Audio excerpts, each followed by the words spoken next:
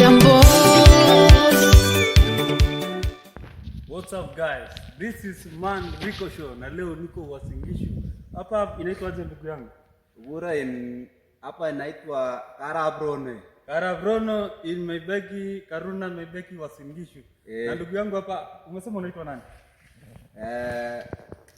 Ura Benson Arab Lagat. Benson Arab Lagat. Of which yeye ni mfanyakazi, anafanya kazi hapa, ni mkaaji wa hapa. Kama ni aje ndugu yangu? Unaota. Okay, so umesema kwamba umefanya hii kazi muda gani pia kupalilia mahindi? Nimefanya kwa mwaka huu. Okay. Karibu hii mahindi itoa ile inaitwa kichwa. So inatoa kichwa? Inatoa kichwa. Hii kichwa ndo gani? Kichwa. Sasa hii ndo kichwa. Ile inaitwa songoli. Oh, songoli. So fit songoli ni aina gani? Unajua unaweza pata ile nafanya mahindi muweze ndio mkula. Okay, ama inaitwa flowering. Hiyo ina flower. Hiyo ni ya kaparagaja. Okay. Bana jua hiyo. Very nice. So, mbona uliamulia kufanya hii kazi? Si ni ngumu ndugu yangu?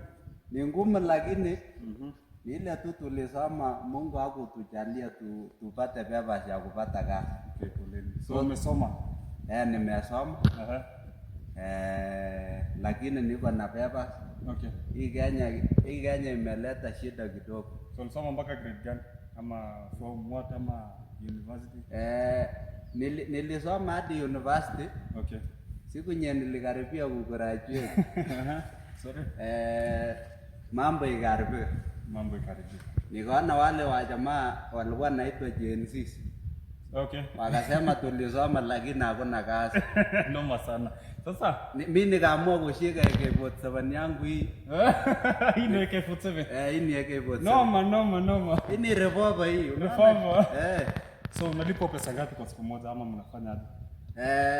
Mimi nalipwa ile pesa ya, unajua ile mtu naitwa mjenzi. Ya kama mjengo. Kama mjengo. Okay. Hii ni shilingi 500. Shilingi 500. Hii AK47 yangu inanijengea. Wow. Inanilisha. Okay.